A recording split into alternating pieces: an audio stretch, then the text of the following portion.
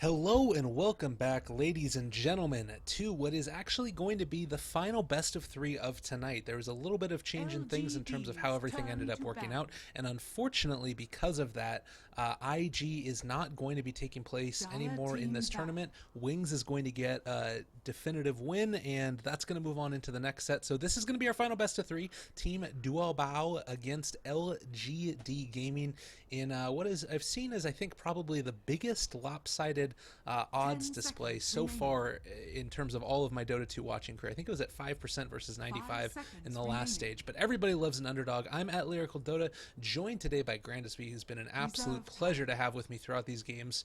How are you feeling? How are you doing? Are you excited for this series? LGD's I am, and I think a lot of it comes down to, at least the odds, comes down to the fact that LGD have just been looking so great lately. Having a pretty deep run into the Frankfurt Majors, finishing 7th, 8th is by no means shabby, whereas for Team DB, they really just haven't been qualifying for anything, so there's not a lot of information on record for them. But inside the Chinese scene, I could definitely see them taking a game off of LGD, and I think that 5% is just not enough faith put into an unknown team. I definitely think they have more of a shot, but a lot rests in the draft. If they just play this as a normal draft, this is going to be very difficult for Team DB. In the ESL New York China qualifiers, that was the last time that LGD and Team DB went against each other. It was such a commanding victory for LGD, even to the point where it got a little bit clowny towards the end of that series. So we'll have to see if they're up to the test today. LGD going to open things up with the Queen of Pain. Yep, I think that's a pretty great starting opening. I like the Huskar Tusk, man. It might seem a little bit unorthodox, but if you're going up against a lineup that you feel like you're able to outplay, it makes sense to me that you're going to want to try and go for a very secure lineup where you don't have to worry about any of that cheese from the very beginning. I wouldn't at all be surprised to see a Broodmother banned out in the near future as well. The Winter Wyvern Doom taken out of the equation, also something that's very relevant. And the Slardar picked up. I wonder if they might end up going for a Wind Ranger next as well. Those combo together oh so well, and with the Winter Wyvern already out of the pool, it seems like that could be a strong pick here. Yeah, Slardar or Dazzle even, maybe hold your mid laner for a little bit later on, since there are a lot of them that will benefit from that amplified damage or not dying. This is a different hero than what we were suggesting a little bit earlier on, but it still maintains the aggressive undertone that I think needs to be there for the DB draft if they want to be successful. They can't have the laning stage go evenly, because I think with even farm and even experience, LGD, just based on the individual skill level of their players, should be able to do quite well given that situation. So I think that this is a good start for DB, and we'll have to see how they go from here. Absolutely. Well, very, very excited to see how it goes. Undying Slardar, always a strong combo to put together as well. You know, the draft's been going a little bit slow on this one. I'm a little bit curious to see what DB are looking to be taken out in the next couple of phases. Like, I think that we saw there in the last series where it was, Newbie Young up against EHOME, and they were. I feel like EHOME was constantly trying to level out a lot of aggression early and trying to make sure that they're able to not take the game to the super late stages. And I'm wondering if we're going to see a similar type of thing here. I think that when you feel like you're the superior team, you always want to extend the game out as long as possible because you feel like you're going to be able to outplay your opponent. And I'm kind of wondering if that's the way that LGD are going to run this one. I like the Clockwork pick as well, as they ban on out the Shadow Phoenix. This is just comfort heroes for LGD. The Queen of Pain, Clockwork, a long range of initiation, and really all they need to be effective is levels. If the Clockwork and Queen of Pain get very little to no farm in this game, that's fine for them. And LGD, just by nature of how well they should be playing with these, will be able to still be able to contribute quite a lot. And I think just picking up things like RT's Clockwork, or RTK's Clockwork, is a good approach for LGD. And now they'll ban out the Shadow Fiend, just taking away that massive minus armor synergy. One of the few lanes that could have given Queen of Pain quite a bit of difficulty is DB going to go ahead and ban out the Ancient Apparition. Yep, taking him out of the phase. I mean, Huskar's already taken out. They could be looking for an Alchemist at some point. Obviously, a pretty great synergistic combo there, and I think that at this point, if you're LGD, you have to think about potentially banning 10 that hero seconds out of here, remaining. considering DB do have the first pick in the second round. And 5 seconds maybe remaining. if they do end up going for the Alchemist, you're able to sort of mitigate that by trying to go for a very aggressive early Reserve pushing time. lineup. But it seems to me like it might just be a little bit safer to go for that Alch ban right away. Although I guess they have to sort of temper that against the expectations of wanting to potentially ban out a Broodmother. So either way that they end up running it, I guess that they have decent ability to deal with the Brood if they ran the Queen of Pain in the safe lane or something like that.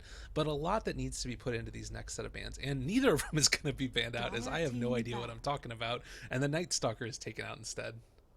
I like this approach. Night Stalker would have given Queen of Pain quite a lot of difficulty. It's going to secure that very early Queen of Pain pick for them, and it's not clear what Team duobao want to pick up in this next selection for them. Although the heroes that you mentioned are very good, there's just so many of them that a single ban isn't going to change the game plan that much for them. Maybe even they go back for something like the Dazzle, or also scary, although I don't think we're going to see it this early on in the draft, maybe something like a Necrophos and just go for a super huge Death Ball push. Maybe akin to something that we saw earlier today with the Huskar, the Pugna, the Undying, except for switch out a couple of those components. It's going to be an Ember Spirit band coming out from DB. Team pick.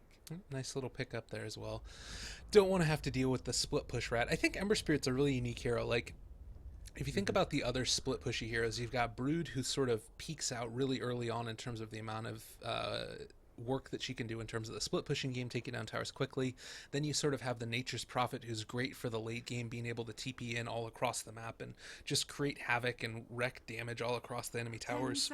Like, and also the quick runaway. For me, Ember Spirit is like the ultimate in terms of escaping, the ultimate in terms of maneuverability, being able to go up and down high grounds and all this other stuff. The only real downside that you end up having is, of course, breaking those trees when you run it around. But regardless, I think that this hero is just such a pain to deal with, and also is one of probably the best scaling carries in the late game. Not really too many other heroes can keep up with the amount of damage that you get with a rapier that comes out on top of an Ember Spirit. But Dazzle is going to be the pick now for DB, looking to have that sustainability, the ability to keep somebody alive throughout the course of a burst damage that comes out with a shallow grave there, and of course the minus armor. The synergy is starting to work out a little bit into the favor of DB, and the Wind Ranger's still a tasty little morsel if they wanted to run it there in that mid lane.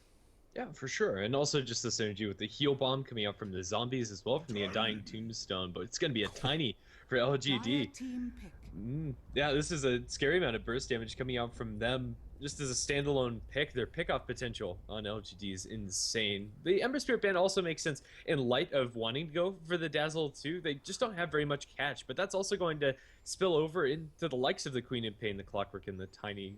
It's going to be really hard for Team DB to appropriately focus down these targets, and if they give them any amount of room, they'll probably be able to slip out. That said, Tiny doesn't deal that well against minus armor if you have a high amount of physical DPS coming out from your mid laner, so I still would like to see something like that Wind Ranger that you were talking about earlier.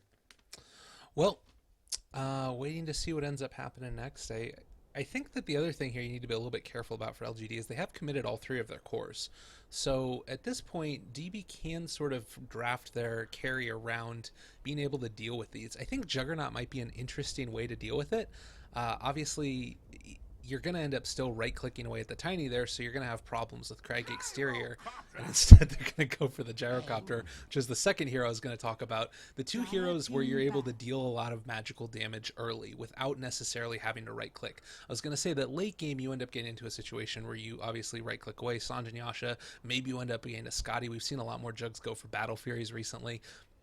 But in the early game, you need this magical damage that comes out from the Gyrocopter or something like the Juggernaut, where you can burst him without having to right-click and necessarily get into a real battle with the Tiny, because he can really burst you down so swiftly there. So Gyrocopter is going to be the take, and we end up seeing a Bane as well, who is certainly going to apply a lot more control that LG might have been missing a little bit in the earlier stages.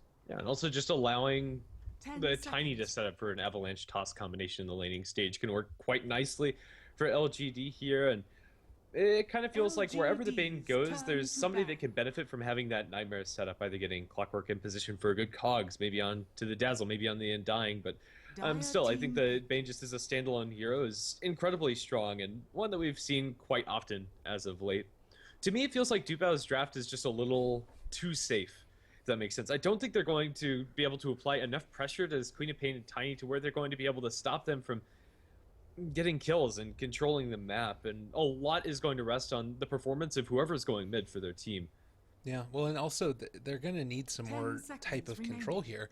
You have a couple of slows that are coming out, the Undying Tombstone, obviously, as well as the ulti coming out from Undying, and then the Dazzle Poison Touch. There's going to be the Wind Ranger at the end, and I think that this solves all of the problems. This is great. Like, you get your stun, you get a great stun in terms of being able to shackle somebody effectively, you get a bit more damage, you get the ability to scale well into the late game, and this is also somebody who's going to help to carry the load early, because I think the Gyrocopter here is going to want to go for a bit more of a farming build. I mean, you could end up seeing him go for a little bit more, taking a couple points in homing missile, but I think it's worth it for him to just try and max out that flat cannon, take away the stacks that are going to end up getting created by the Dazzle, and to me that seems like the strongest iteration of the DB draft.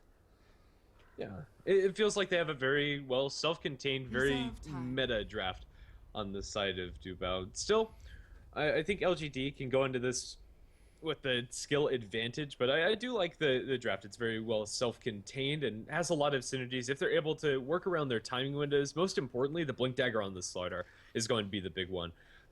Wind Ranger might also go for an aggressive item, like a Shadow Blade or Blink for herself could also be a viable pickup for them. Now, how do you round out this lineup for the side of LGD? They are going to potentially need a little bit more counter push just to deal with the sustain coming out from Undying and Dazzle, but instead it's going to be an Ogre going super aggressive with this last support pick. A Bloodlusted Tiny is terrifying in the late game, and I do like the amount of pressure this is going to apply during the laning stage and just having the Ogre move around. Interesting pick. Yeah, definitely. I was not expecting that one. I guess the other thing there is the Bloodlust Tiny, you're talking about there. It's just very devastating if you do end up getting caught up in the middle of that hero, just able to, especially if Tiny ends up going for quick ags, it sort of is going to increase that farm speed that much more. I think probably the other thing here about the Wind Ranger and the Slardar pick that I'll mention real quickly is I'm expecting to see Force Staffs out of them with the Clockwork in the game, and that's a great item on the Wind Ranger, really undervalued, and if you get an opportunity to be able to pick it up on her, what you do sometimes want to be able to go for, a Blink Dagger first or something else like that. If you go Force Staff into Ags, you get a little bit more damage there, and that is, I think, sometimes enough, particularly with the Slardar, where you're going to be able to burst somebody down incredibly fast. For sure. Maybe not something that she wants to buy, but I think it is very good this game as well. To see how this all plays out, and also what the lane matchups are going to be. Queen of Pain looks like she's going to be going down to the bottom lane. Yeah. A little bit surprised by that. I guess not completely and totally.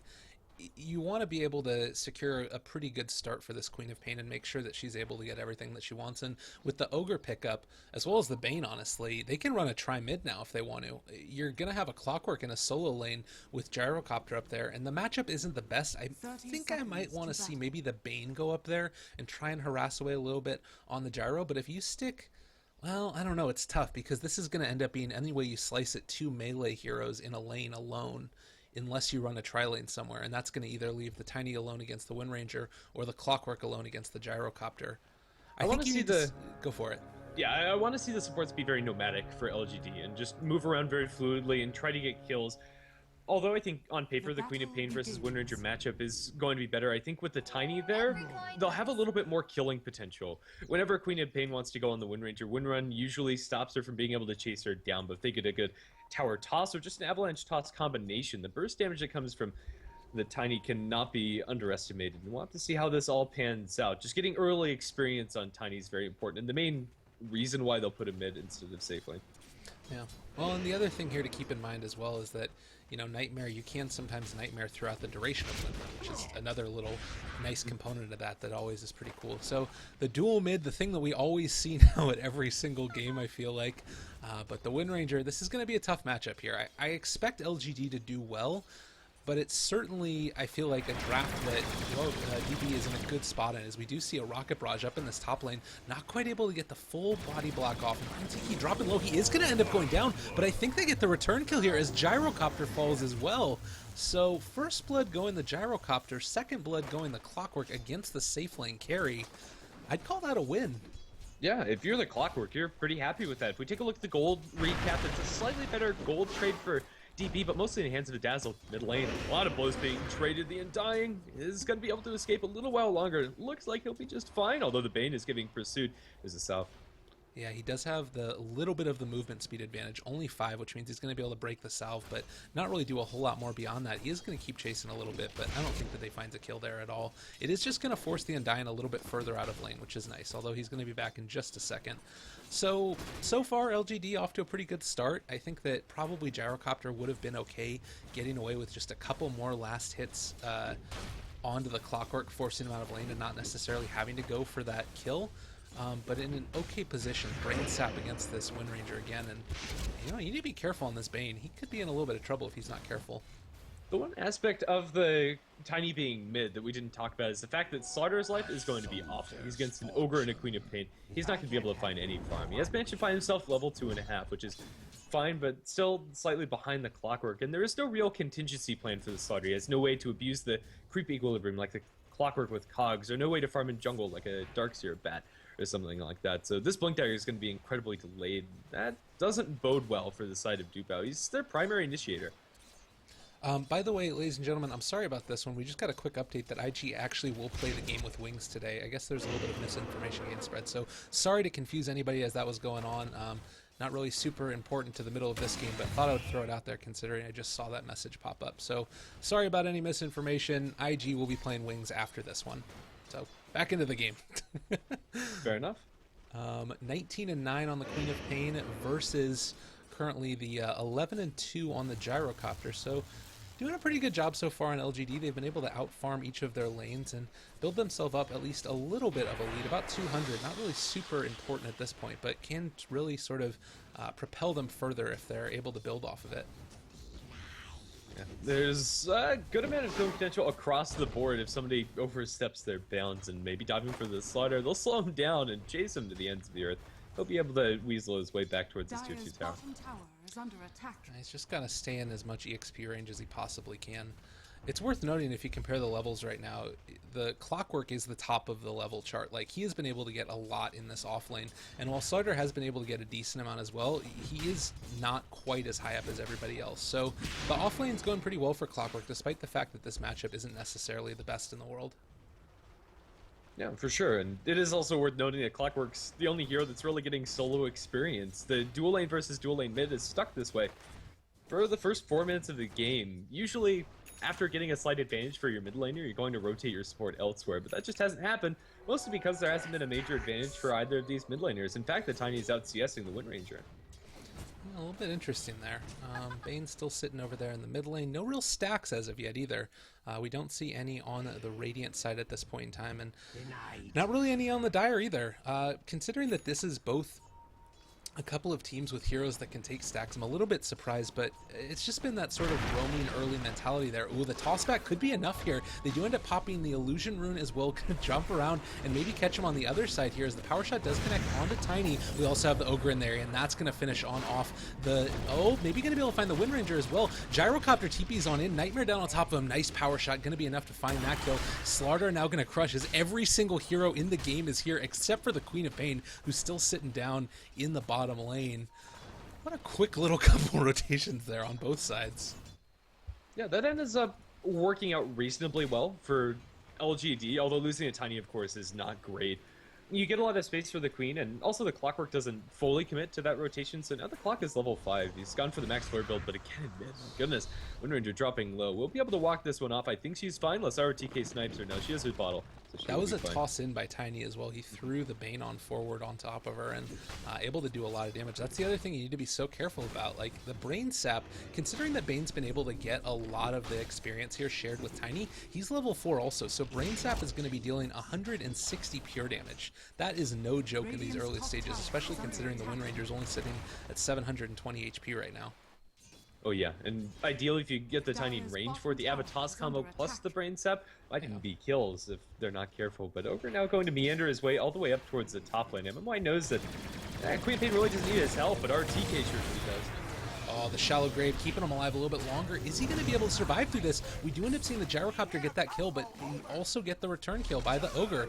Very well played, and now mid lane Sonic Wave committed for this one. Oh my god, the Wind Ranger gets away on nothing. Tiny able to take off the Undying, but the key prize kill, the Wind Ranger, is able to get out of there as you trade another couple of kills here. So Clockwork effectively traded for the gyrocopter and the Undying in terms of what was lost in that fight, as well as a good amount of farming time on this Wind Ranger. Also Sonic Wave down. So it's going to slow them down a little bit, but an Invis Slaughter, easy crush, easy kill. it's the Invis rune. Always good to have that happen, and while he does only have that Trank Boots, it's enough to make it the rotation quickly enough with the Invis rune and everything else going his way. He'll be fine, and will make his way back down towards the bottom lane. Still, Star doesn't have a lot of farm. That kill certainly does help his case, though. Just getting level 6 on the Slider helps out the Wind Ranger so much, and might even allow them to go for a pretty early Roshan. Yeah, if they wanted to, it would certainly be pretty interesting. Another jump on forward as the Bane keeps on getting tossed around in this mid lane. I just see, oh, up top lane now. Actually, they're going to commit a good amount of a call down here on top of the gyrocopter. That's going to be a kill. Unfortunately, Clockwork did not quite have 6. They weren't able to turn that one back around. But everywhere we're looking right now, 9 kills in just about 7 minutes. This is a very action-packed game so far, and I don't think it's going to slow down a whole heck of a lot. All the early definitely not. I think the most interesting part about it is there just haven't been that many rotations. It's just the fact that there's so many heroes in the mid lane that there's always somebody low. Really, the only hero that's moving around liberally is this ogre, but yeah, one rotation apiece from the Queen of Pain and the Gyro has worked out reasonably well. Yeah, Also, we do have a little bit of a lull in the action. What are the major item pickups that are going to be coming up from both teams? Clockwork looks to be picking on up a Blade Mail. I think that's going to be really relevant as we see another potential initiation on up here. Oh, they drop on down the Tombstone. Looks like they're going to be going for a kill here. Avatos combo as well as the Brain Sap right click. That's going to finish him off. But a bunch of zombies on top of this. Bane does get the defensive Nightmare. Not quite going to be able to get off the suicide though, as the gyrocopter does pick up that kill. And still relatively even. Trade for trade, LGD a little bit ahead, but I think that's mainly off by the virtue of the last hitting prowess of this Queen of Pain, who is currently 54 and at 23 as we see another Avatos combo coming on out. The call down is on top of everybody. Oh, the Clockwork ends up hooking on into the back of his allies, and now all of them are going to end up going down. The Clockwork does end up falling. Triple kill for the gyrocopter at just about the 8-minute mark. Oh no, this is devastating right now. We did end up getting the kill on the Wind Ranger, but at what cost? 3 heroes. It was quite a hefty fight, but now Fiend's grip up, though people can turn around on this gyrocopter. He does have some help from the Undying. Can they really keep him alive? Nightmare is going to hold him in place, and I don't see him getting out of here. They're going to toggle the Nightmare away. Queen of Pain has a blink, gets in range. Scream will be lethal. Nicely done. We also have a Brain Sap coming on out. Another couple right clicks should be enough to finish on off that Undying. And the kills are just going back and forth. Nobody in the top lane at this point in time, as everybody wants to party mid, except for the Clockwork, who's now coming on in. Doesn't have the hook shot, unfortunately. Toss him in. Oh, what a play. Nice crush, though. Going to be able to interrupt that little thing. And combo breaker one time. 1,200 gold swing. Actually, excuse me, 1,500 gold swing with the past couple of kills going LGD's way as just keep on seeing maybe throw around these creeps like it ain't no thing. It's really not. He can sustain himself with the bottle and is pretty happy this game. Well, he has died quite a lot, has been involved in many kills, but I think the happiest here, relative to what you usually see, is this Bane, level 7. You talked about the early damage to the Brain Sap, maxed out already with Fiend's Grip that we've already seen make a conversion onto the gyrocopters. Incredible. This is a hero that usually doesn't get that many levels early unless you're getting a lot of kills, and it's just interesting to see them prioritize this Bane, maybe even a little bit over the Tiny. Well, like, he's got level 7 right now. Oh, nice hook shot on him. This could be... I don't know. I was wondering if he was going to have any follow-up there, but Bane wasn't in the area to be able to turn anything around. He also didn't have any mana. Like, if you take a look at net worth, Bane is 4th lowest. In terms of levels, though, he's the 3rd highest.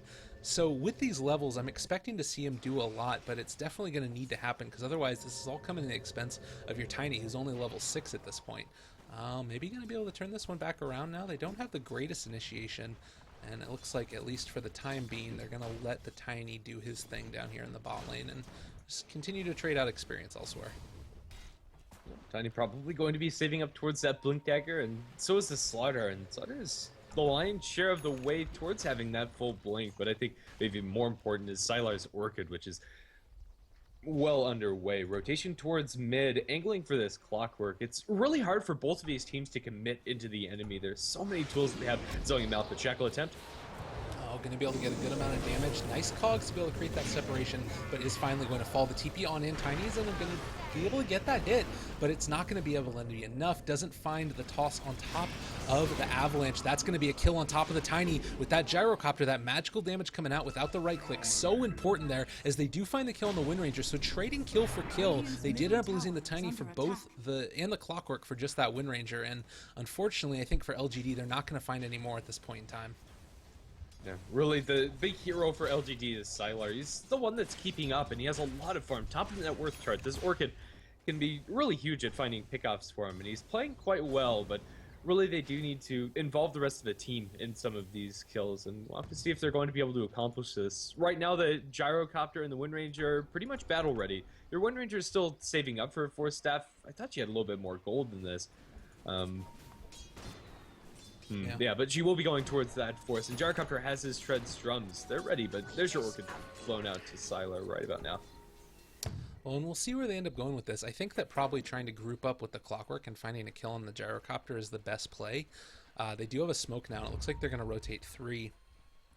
Just a little bit of a security blanket there. They could probably do it with 2, but considering he's going to be under the tier 1, I don't... well, actually, they're going to roam on in now, the Dazzle as well as the Undyne. You know, I think that the Clockwork threw out a flare there as he was walking away to smoke on up with a couple other people, and I think that when he did that, he kind of alerted Gyrocopter to the fact that he was going to want to jump on top of them, and now they end up roaming on over a couple of defensive supports, and they're not going to be able to find that kill. Misses the hook shot also, so yeah, a really unfortunate little series of ganks there, and they're not going to be able to find that kill on the Gyro, at least as of yet. A really good read coming out from duobao to keep their Gyrocopters safe. And another really big thing is the fact that RTK is really slowing down after the laning stage. This Slardar is well on his way towards the Blink Dagger, almost has it, and is out leveling the Clockwork, which is quite incredible. Just one too many unfortunate fights for LGD, and they're not going to be able to get nearly as much momentum. But Queen of Pain has made her way up towards this top lane. They want to go so bad, but they just don't have the vision for it. They ended up throwing the rocket flare up there for a second, and Undyne just happened to sort of do a little stutter step on into the vision, and as soon as they saw him there, they ended up backing out because they realized that there are a couple of people sitting behind him. Looking like he might try and go for a kill here on the Wind Ranger. They do have the Orchid up, as you mentioned. Are they going to be able to find it? Then no, Wind Run is off from this one. Sonic Wave can be committed, and it looks like they're not even going to need to use it there. A quick kill coming out from them. Very well done, as the Brain Sap was enough to secure it, and it looks like at the end of the day, Bane is going to pay for it as the Undyne gets the kill. But Bane for a Wind Ranger, take that trade every day, and they still remain with the Sonic Wave if they want to use it. Yeah, which is important. Sylar's solo kill potential is so much higher when he has that ultimate available, and just to put into context how much damage that Bane's Brain Sap is doing, it's not too much less than the Sonic Wave, now level 2 for the Queen of Pain is doing. Also, it forces out a lot of rotations from duobao, so this is going to free up some extra damage on this tier 1 tower top lane. The Gyrocopter is getting stuck. Yeah, they're going to end up finding him here. Tiny does have the haste run on up. This is the scariest rock that you've ever seen in your life. No TPs as of yet. The Avalanche is going to be able to be committed there. Toss on back. There's going to be the Fire Blast as well as the Orchid, and should be a kill. Actually, he's able to stay alive with the stick charges. Does end up dying to the Orchid burn, and now Wind Ranger might be in a little bit of trouble. But we actually also have the Slardar in the area. Ogre falling pretty low. They do have another Avalanche in 1 second. Might just use this to try and secure the retreat, as Ogre is the one to be the one that ends up going down. Maybe a reinitiation. Avalanche toss, not going to be enough to be able to burst on down the Undyne. Sonic Wave on top of 4, though. Maybe is going to end up going down, but I don't know if they have enough burst damage to finish this one off. We do have a Blink as well as a Scream, but if Queen of Pain jumps on in there, she is super dead. Oh, the power shot! Wind Ranger doing what that Wind Ranger needs to be doing. Sniped away from afar, and Bane can just look on in dismay as the rest of his team ended up falling. 3 kills for only 2 there in the end. That was a little bit of hubris coming out from LGD. Very greedy to go for that turnaround. You could see it in the Tiny and Queen of Pain's movements. They wanted to kill everything, and they were close to doing just that. But a well-timed power shot to secure that Queen of Pain kill. It's going to mean that duobao are feeling a little bit more confident about their situation in this game. They're taking these fights well, 15-12, and that was before the Blink Dagger was really delivered to the Slaughter. He purchased it before that fight. It was on the courier for the majority of that time. But on the flip side of the coin, we do have the Blink Dagger available for maybe now. So getting a range for that full Avatos combo is going to be a lot easier. We saw in that last fight, it dropped everybody pretty low, but that was without the amplification of being the toss target inside that Ava, and now they're going to smoke up with their team. Let's see what they can do with this. They don't really have the greatest Roche taking lineup in the world. It looks like they think that's where they're going to be on Team DB, but not going to be able to find them there. Maybe going to be able to see if they can take somebody else. Maybe just getting wards on down in the area as well. But the 4-man smoke might be coming out from DB as well, as they do have one, I believe, yeah, on the Undying. Not quite opting to do it as of yet, but sort of keeping eyes on everything. They sort of know where everybody is, and there's going to be the 4-man smoke. Going to try and see if they can take a fight here against LGD. Yeah, I really like duobao's map movements, and their timings on these smokes have been quite good. And now they're going to get a full wraparound. They have an observer ward around the corner. They know exactly where Siler is. Oh, that is a great pickoff. They're able to hit the Shackle as well, and that is all the DPS right now for LGD. You've got a decent amount coming out from the Tiny, as well as, you know, the hook shot on in, but honestly, you need to be able to follow it up with that Scream, with the dagger, that other stuff, because otherwise you're lacking in damage. So looks like at this point, DB are going to try and push on out this lane. It's worth noting that when the Queen of Pain is back up in about 20 seconds, she will be able to TP on in, is going to have Orchid as well as Sonic Wave. So I don't know if they really want to take this fight unless they're able to find a pickoff before Quap gets back up. Even though duobao have been taking a lot of good engagements recently, this hasn't translated into map objectives or a major net worth experience lead for their side. So this is very fragile, and this is a double damage Tiny we're talking about. But the Avatos could very easily take some pickups. So I like the move of duobao to play things safe and back off. There's no reason to risk this, but mid lane. Not going to be able to hit the Shackle, unfortunately, and that's actually going to need to run away at this point. It's a little bit scary with the dagger on up. Crush. Ooh, flirting with greatness right there. Mang really wanted that one, and actually they're going to be able to find him on out now. Dazzle ends up graving himself, unfortunately. Not the best in the world, but still staying alive. He does end up burning finally away at the end of the day. Gyrocopter takes on out the Bane. Now we end up getting the return kill. Nice Clockwork Hook on in. We do end up seeing the... Oh, Wind Ranger already committed the Force Staff. Needs to get out of there, and is finally going to be able to make his way out, but the Sonic Wave is going to be enough to get the kill. Meanwhile, we also see the Slardar go down to the Avalanche Toss combo. Undying just barely getting away with his life, but honestly in a second he might go down as well. Oh my god, a really nice TP away, and it looks like this Queen of Pain Scream is going to be following him on over to the fountain, but I don't think that this kills, as he is already regenning back up. Yeah, that start of the fight was very awkward for LGD. You trade your Bane for one, then you lose your Ogre on the retreat, but just the positioning from LGD was absolutely top-notch. There really wasn't much left in the tank. After you commit with a Slardar, it's so hard to find another round of initiation, and just really well played from LGD. I don't think there's much else to say. This Queen of Pain is getting really scary, even though she has died twice. Siler, as you said earlier, flirting with greatness, has made quite a few of those edge plays, and they seem to be working out quite nicely for him. Definitely. Tier 1 tower in the mid lane, dropping relatively low for the Dire, about half HP for the Radiant. And, you know, obviously being able to take these is going to give you a lot more map control. Worth noting, the Tiny's been able to pick off his Blink Dagger. Other key items that have come up, it looks like the Queen of Pain is trying to work towards that BKB. Clockwork has finished his Blade Mail. Bane with the Cloak, probably building into a Glimmer Cape pretty soon, but hasn't as of yet been able to pick it up. Blink Dagger on the Slardar, Force Staff on the Wind Ranger, and it looks like Undying is going to try and build on into that mechanism, as the rest of DB here ends up getting scouted out by this Clockwork Rocket on into their Ancients. And with the Ancients pretty low, this is always a contentious point. Do you want to try and come on over and steal these away? Do you want to try and take out the heroes as they're trying to take them? So far, nothing has happened as of yet on terms of that. I think the plan for LGD here is just go for the tower trade mid instead. It's not a huge enough ancient stack, and it doesn't look like duobao are really interested in taking that yet. They want to make sure that their structures are safe. It's really interesting that this is such a low farm game. Oh, nice Shackle, gonna be committed there. Nice defensive Nightmare as well, but it looks like the Tiny is going to end up falling. Undying gets that kill, and now Bane needs to run away as well. This is looking like it could be a little bit scary. They're going to jump on in on top of him. Bane is getting killed very rapidly off. No real way for him to come on back from that one. And just like that, duobao are in a great position to try and push on down this tower. And I don't know how you really contest this at this point. LGD may be on a little bit of a back foot at this point.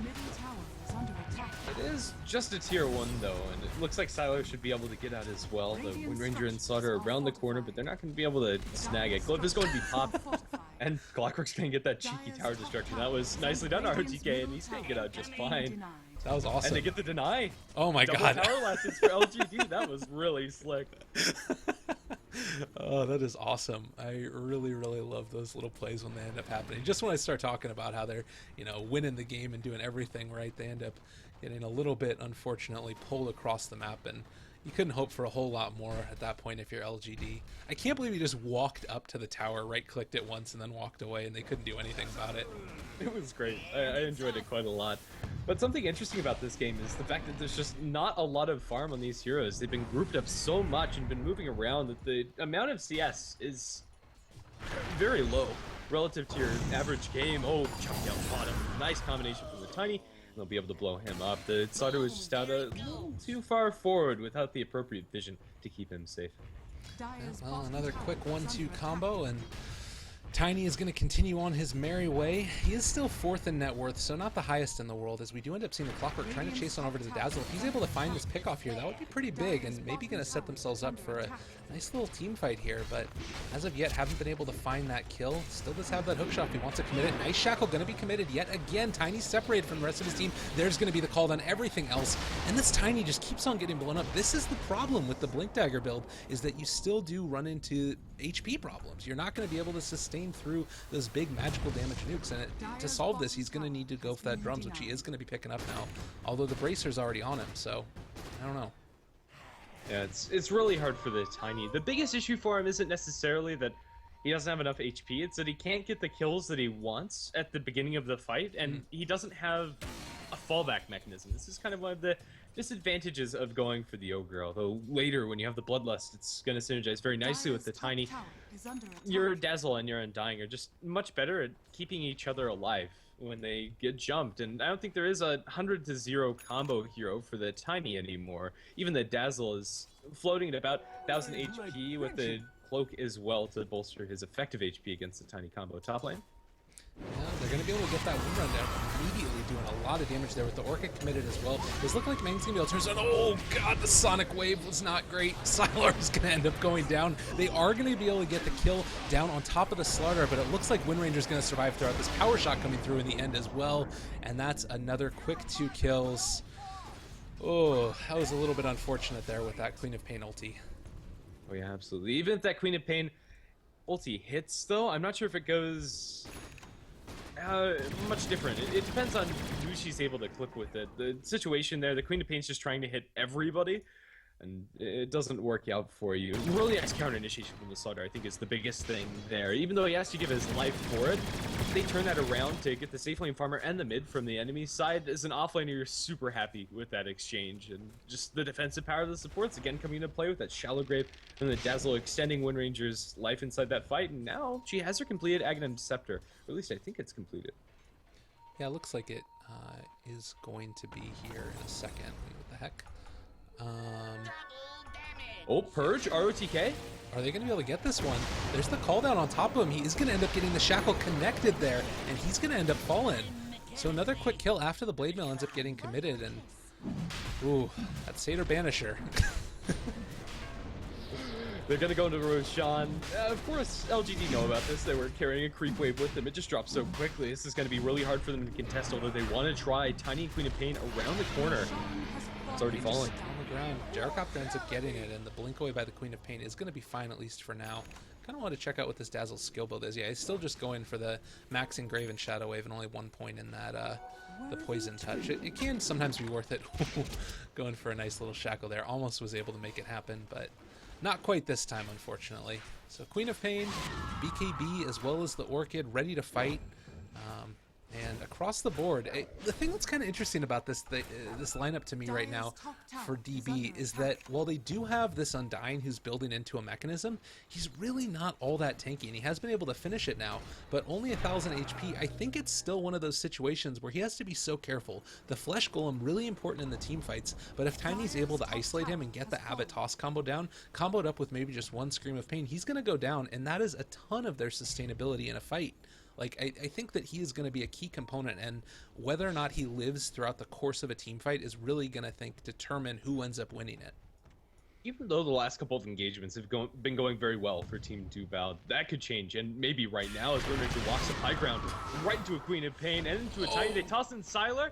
This time Sonic Wave's going to be on the money, and they're going to be able to bring home a kill. Before the enemy team's able to react, they just didn't expect them to be that deep. Yeah. Well, good play there. I mean, they have been in their jungle pretty much the whole time, so unfortunately, walking upstairs is always a dangerous proposition in this game of Dota 2 that we love to play, and particularly when there isn't vision of it. Queen of Pain going for the Hyperstone next. I'm assuming that this is going to end up being into that AC, trying to go into more of the right-click carry Queen of Pain that you sometimes see. And I think that this makes sense, particularly because Tiny isn't necessarily going for the super farming build. And you can sort of argue that this build can be going into farming heroes and being able to make that happen, but it hasn't been able to translate into those kills that you've wanted, 4, 8, and 9 so far. And because of that, they need some more right-click damage to come out eventually, particularly when you compare what the rest of Team DB have on their side. Yeah, and usually you'd say Tiny should be the one to build the SLQS. He's just too far behind. I think he'll probably back off for the Aghanim Scepter now, and also look to transition a little bit harder into the right-clicking role. But the biggest issue for duobao here is even though they've taken a couple of good fights, and that's amazing, they have this Aegis now on the gyrocopter, transitioning that into objectives is going to be really hard when LGD are controlling these lanes as well. But a smoke breaks on DDC. Oh, they're going to be able to find the shackle down on top of them. 2-man on top of that. Bane ends up going down, the blink away by the Queen of Pain. Can they find this one? We don't have a blink on up on Slardar because of that crush. Is it going to come out now? BKB is popped and there's the TP away, and they're going to be able to get away on this one. Nicely done. But up in the bottom lane, was that a TP away as well? Was Tiny up in the behind the tier 3s? Yeah, he threw a toss on the tower, blinked out, TP'd. He was just fine. Still, that's kind of the issue for duobao. They get a pick off on the Bane. That's all nice. They get the BKB charge on the Queen of Pain. These are not empty victories. But when Tiny's pushing down to your tier 3, and when the lane up top lane is pushed to where your tier 2 once was, you can't really pressure the enemy side of the map, and LGD are just winning the war of attrition, even though they've taken a couple of subpar engagements, and now you have your 4 staff on your Clockwork. Your Tiny's going to have his full Aghanim Scepter very shortly, less than 600 gold till he has that done, and the Aghanim progression hasn't stopped. In fact, far from it. In this passive state of the game, LGD now have a slight net worth lead. By no means is that significant, though. It's very slim to none. Could change in a matter of one team fight, or even less. Just one pickoff would be all you need. Still, I'm not sure if duobao are going to be able to find that one pickoff that they want. I mean, like you've said, they've only taken one tower here. I do like their lineup going. Oh my god, another shackle there. RTK in a little bit of trouble. Does get off the battery assault. Blade Mail committed as well. If they get a power shot here in a second or two, this might end up being a pickoff, but not going to be able to make it happen, as Wind Ranger is just going to content herself with trying to take on down this tower. Finally, Bane can Glimmer Cape into an initiation if they wanted to. Radiant Courier goes down. That's going to be the Aghanim Scepter. Oh my goodness, that is very unfortunate. Actually, no, it was the AC for the Queen of Pain. Goodness gracious. No, that was maybe Zag's. It was? Okay, yeah. Yeah, it was flying out mid lane. It was out in the middle of nowhere and ends up going down. That's very unfortunate for LGD. Still, it doesn't stop this game, but it does slow it down for another 2 minutes. I think they're fine with the slower pace of the game. Really, all they lose structure-wise is a tier 1 tower in the offline. Maybe he's going to be able to get out of there, but again... Seems like you're flirting with danger if you do end up just jumping on it on top of the gyrocopter. Like, Slardar was right there, or getting close, or TPing in, I guess. It's all calculated for the Tiny. It'll get out. It'll be just fine. Still maybe is playing dangerously, but I think that's just fine for him. It does show in his KDs. Been a little too over-aggressive, but not at the cost of his farm. Is still reasonably close to where the Wind Ranger is. Slightly behind, but not by too much. So... I'm looking at these lineups here, and the way that the sort of draft has gone, you never want to underestimate the possibility of a Tiny getting huge in the late game. But I'm getting more and more concerned about LGD's ability to scale well. Like, the shackle shots are always just going to be so relevant in these team fights, particularly if Wind Ranger's able to get sort of that instant initiation that you want. Obviously, it's not a blink dagger, but the force staff is really important, and the damage that comes out from the minus armor that they've got, I think that obviously LGD can stand up to them late game, but I kind of like DB's draft late game better. Yeah, I think that's fair. It's impossible to count on either of the teams at this point, I think, is the takeaway. I think LGD might scale a little bit better, but I think that more or less just goes to show that they're very close, and this game could go either way. And whenever a game is boiling down to that, I think you default to whoever has the better lane control, and whoever has the more experience in those late game situations. Even if LGD's draft isn't going to scale necessarily as well as duobao, I think they're making mostly the right moves, although a couple of them are a tad over aggressive. It never comes at a substantial cost. And now the Aegis is no longer in the hands of the gyrocopter and has been for quite some time. duobao feel bottled up, even though they're really quite even with the enemy team when it comes to item progression. Yeah, I think that so far what I've seen from this is that while definitely LGD have looked a little bit more polished, particularly in their laning stage, what they've been able to accomplish there, there's certainly still the possibility. I don't think that this was as one-sided of a draft as the sort of the odds and everything else we're predicting. It feels like DB are certainly in this one, and not a ton separates these teams. No. We'll see if that changes as we continue to move forward, but MKB now finished on the gyrocopter. He's got it up as well as his BKB. Top lane also, the Wind Ranger's able to finish off her BKB, and now with these items starting to scale up, oh, if Sylar ends up getting picked off here, this would be huge. Well, let's see. He hasn't yet shown to the creep wave, and I'm not sure if he's going to. He's going to wait for the rest of his team. Tiny now has his Agnum Scepter delivered as the courier does respawn. And Wind Ranger's top lane completely tied up here. Maybe they do want to chase, but it looks like everything's going to slow down. I think this brings up one of what I think is the coolest things about Dota right now is that any team can take a game off of any other team, depending on the day and depending how they're performing in that situation. And if nothing else, even if duobao lose this game, it still looks more like a 60-40 game rather than a 95-5. And that's cool, at least to me. Now we have a smoke up coming out from duobao, and maybe they will find that Sylar pickup after all, but he's so far away. That blink range is ridiculous. Yeah, they actually have eyes on him now, though, and they think that they realize which way he was going. Whether or not they end up finding the initiation that they want, the Clockwork Flare goes forward. They're able to get the initiation there on top of the Clockwork. Call down committed as well. Nice force staff keeping him out of range, and another force staff following it up. Oh, God! The hook shot ends up hitting onto a creep, and now Sylar in a little bit of trouble. If they're able to get some type of initiation, they're able to dodge away from the stun coming out from the Slaughter. They get the amp damage down on top of him. BKB has been committed now and need to get out of there. They do still have vision on him, but not going to be able to find him. Oh man, this is actually, they're going to see if they can find the Tiny. They are going to get him now, and with the ulti, look at him just trapped. He's in there and there's no way for him to get out. Maybe blinking on in, but unfortunately not able to get out. That was a bit of a strange play. Well, he had to make that play, right? He has the DD. He's looking for the split push play. He's pushed the creep wave all the way up to the tier 3 tower, but just the manner in which Queen of Pain runs away. Oh, Ogre going to get cut out to mid. MMY is going to be brought down. And Gyrocopter suddenly on a mega kill spree, so I was going to be able to blink out and be just fine, but yeah, there was no way out at that point for the Tiny. He'd already made his choice. I have the DD, I'm going to hit the tier 3, and he drops it down below half HP. And again, it's a situation where, of course, LGD are leaking heroes, and duobao are performing very well inside these pickoffs. But since he makes that play, they get more structural damage out of it, and I think it's actually fine that he goes for that. Yeah. Well, Roche is about to respawn now. I think that they've put themselves in a position with that team fight where they can probably take this Roche battle if they go quickly. I don't know if they're going to realize that it's up, though, as soon as it does end up popping in. Well, the pings come on out now. The Radiant realize that Roche is on up, and maybe they'll go on back in to check it out in a second. Oh, Slaughter, are you going to do it? They do end up seeing it. If they want to, they could go for it. Everybody is up at this point for the Radiant.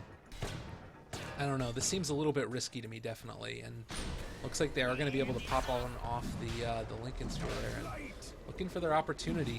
Queen of Pain is up on top lane, so she's not going to be here for this initiation. Maybe there's the Clockwork goes for a steal on this one. Still with the AC, Queen of Pain is going to be putting quite a lot of damage to an already injured tier 3 tower in top lane. This is a very delicate situation for both sides, and Queen of Pain is going to TP down to the tier 2 tower in the bottom lane. LGD want to make their move. The only person in here right now is the Gyrocopter.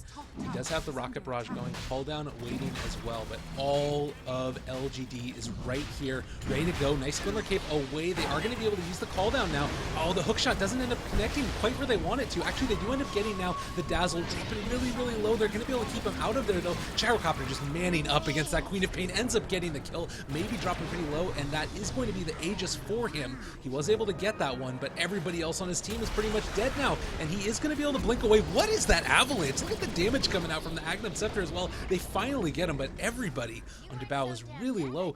The end result, though, is 3 quick kills. Aegis is not going their direction, but again, kills, momentum. It's looking more and more like they might be in a good position.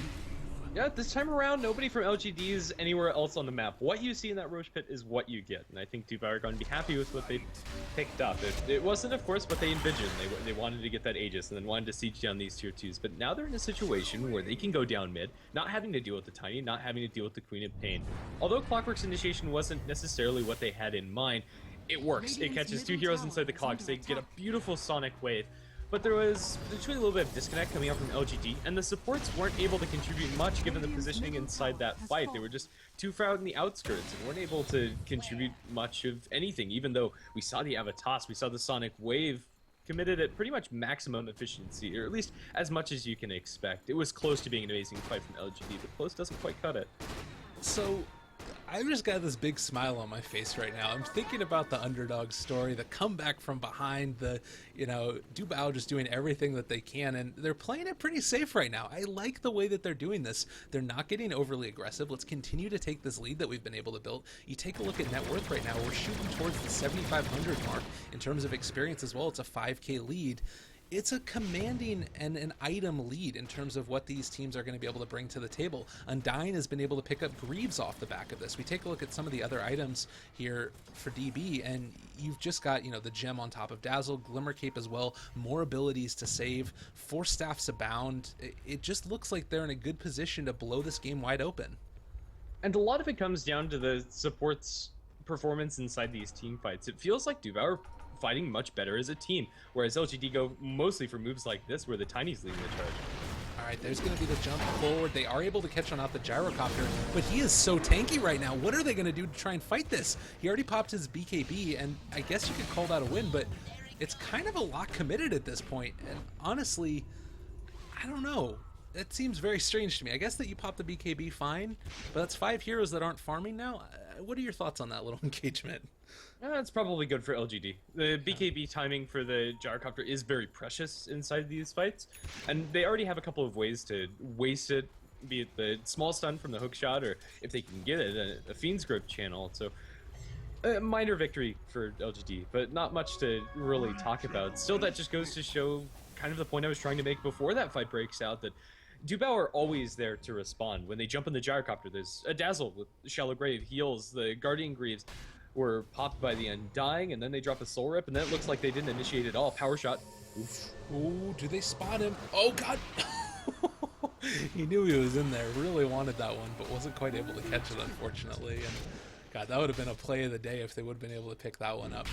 I think, with this Slardar here, the amp damage coming up, and the Wind Ranger, they've just got so much potential to really get inside the belly of LGD's lineup and just rip them apart. It also, now with the Satanic up on the gyrocopter, they're in such a good position. Like, they have really sort of got themselves into a commanding lead, and I think that the farming has been a little bit better as well. They're sort of taking full advantage of a lot of the resources across the map.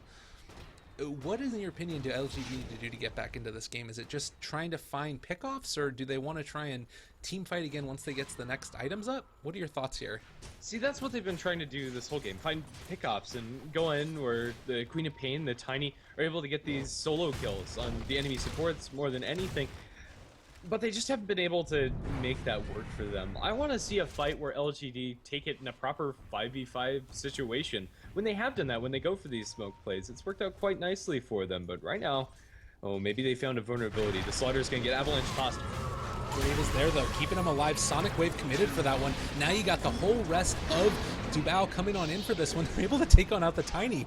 What a clutch Grave. That was such a huge play right there. And now continuing to try and find somebody. Ochre is still running away from here. Looks like the Wind Ranger has him in his sights and might be able to find this pickoff. Looking for an angle for a shackle. Blink on forward.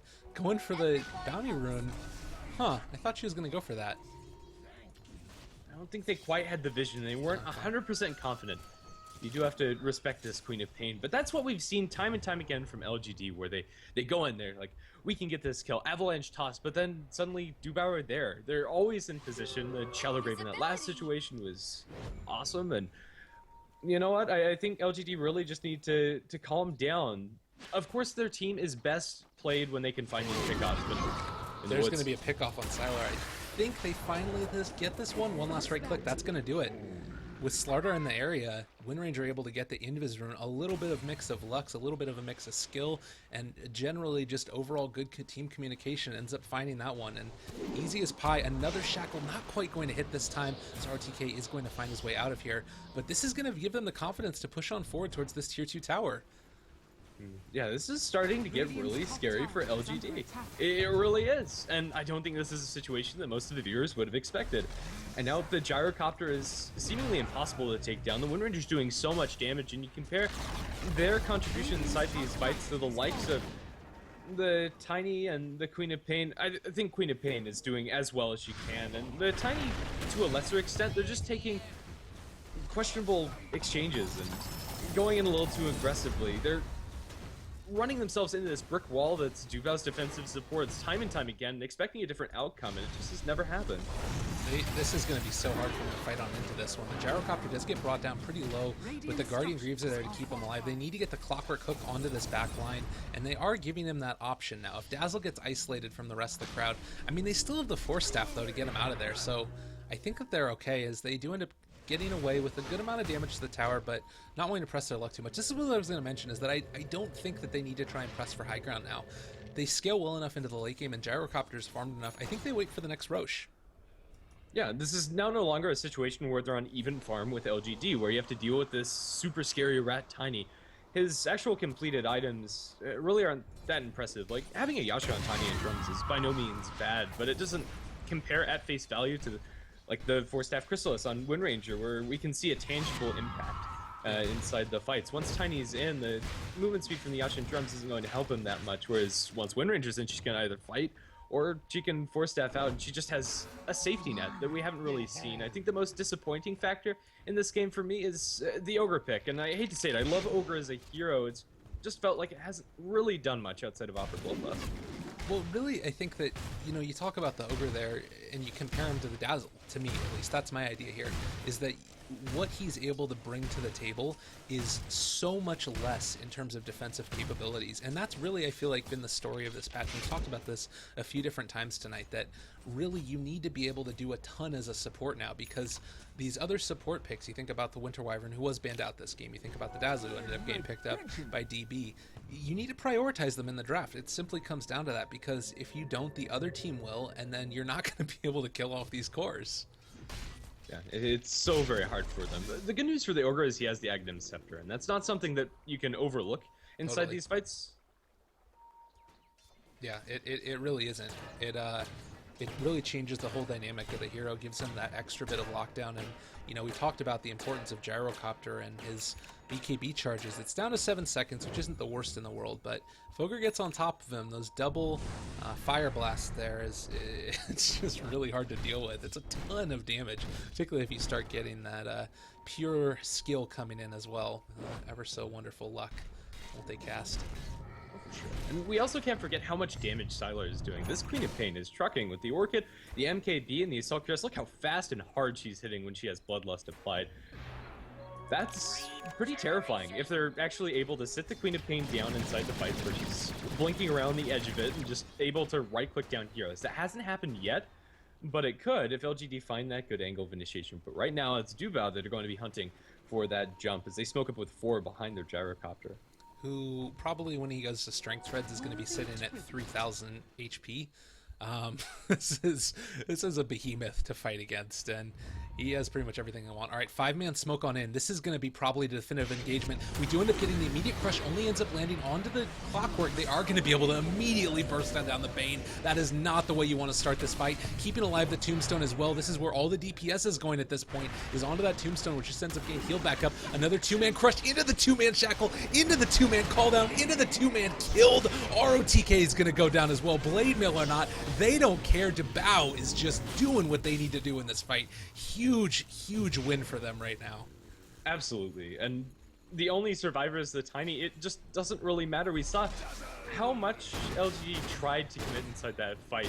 They really did. Queen of Pain makes the call to focus down the Tombstone, but all of that work really did next to nothing for them, and any damage that they put into duobao, it's not there anymore. It looks like that fight never even happened for them with the amount of sustain and also just the lockdown. You talked about inside the fight, consistent crushes on multiple heroes, and Shackles and other tier 3 towers melted. I'm just blown away. The amount of damage they have right now, the return in terms of the gold that they've got, it's just disgusting. And I think at this point, LGD might have just lost this game. They take the melee barracks, move on over to the top lane, and are comfortable to take this one out. And they're going to be able to do it before this Queen of Pain gets back online. She doesn't have buyback right now. The only people that do is Clockwork and the Ogre. They're able to get a nice little Avatos combo, but this is in no way going to be able to result in anything but some more kills here.